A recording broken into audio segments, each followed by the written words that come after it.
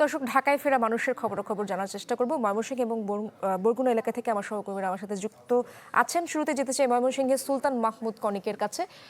Conic, Mymensingh থেকে যারা ঢাকায় ফিরছেন, যাত্রা কেমন নির্বিঘ্ন হচ্ছে কিনা, কোনো তথ্য কি মিলেছে কিনা অসঙ্গতির? নগদ নিয়ে এলো হার না মানা হার অফার। সর্বনিম্ন 10,000 টাকা রেমিটেন্স নগদে পাঠালে থাকছে স্বর্ণের হার জেতার সুযোগ।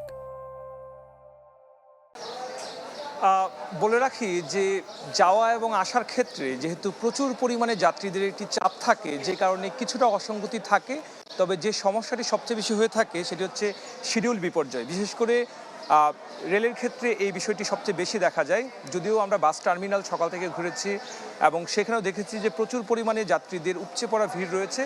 তবে অন্যান্য সময়ের তুলনায় এবার কিন্তু আজকের দিনের যে চিত্রটি আমরা দেখেছি বিভিন্ন জায়গায়, বিশেষ করে রেল স্টেশন এবং বাস টার্মিনাল সব জায়গায় কিছুটা যাত্রীর চাপ কম। অর্থাৎ যারা সরকারি চাকরি করেন তাদের অনেকেরই যেহেতু আজকের থেকে অফিস খোলা হয়েছে, যে কারণে একটা বড় অংশই কিন্তু এরই মধ্যে ঢাকা চলে গিয়েছে।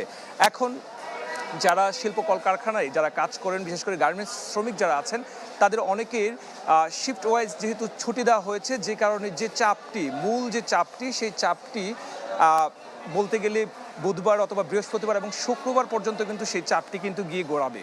অর্থাৎ তখন যাত্রী চাপটি কিন্তু অনেক বেশি থাকবে।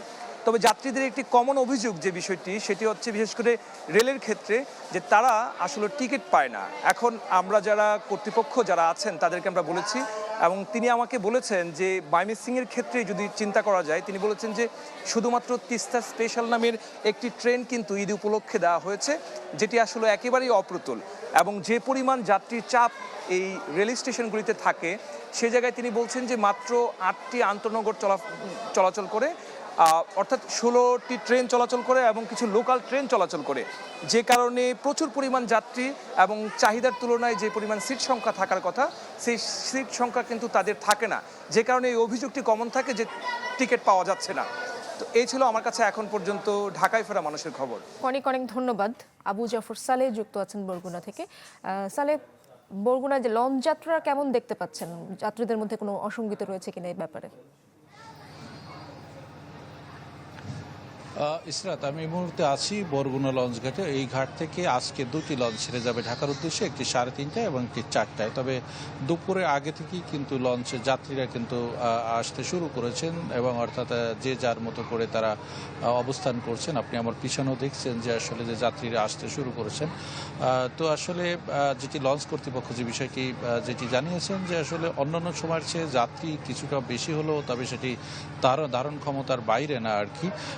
তো আর যেটি ভাড়ার একটি বিষয় রয়েছে যে অন্যান্য সময় কিন্তু ডেক যাত্রীদের কাছ থেকে ভাড়া নেওয়া হয় তো 500 টাকা, কিন্তু এখন ঈদ মুহূর্তে কিন্তু আসলে 600 টাকা এবং কেবিন ভাড়া সিঙ্গেল অন্যান্য সময় 1300 টাকা, সেই 1300 টাকার স্থলে 1600 টাকা এবং যেটি হচ্ছে যে ডাবল কেবিন 2500 টাকা, সেখানে 3000 টাকা নেওয়া হচ্ছে।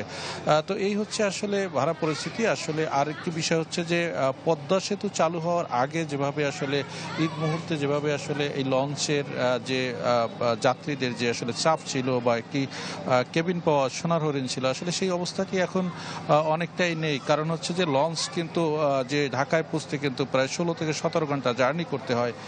তো সেখানে কিন্তু আসলে সড়ক পথে 5.5 থেকে 6 ঘন্টায় আসলে ঢাকায় যাওয়া যায়, যে কারণে কিন্তু আসলে বেশিরভাগ অধিকাংশ যাত্রী কিন্তু ঢাকায় সড়ক পথে যাওয়া আসা করেন এবং আসলে লঞ্চ যাত্রী অনেকটাই কমে গেছে বলেই আসলে যেটি আসলে লঞ্চ কর্তৃপক্ষও বলছেন এবং যারা যাত্রী তারাও বলেছেন। এই ছিল বরগুনা থেকে সর্বশেষ। ইসরাত।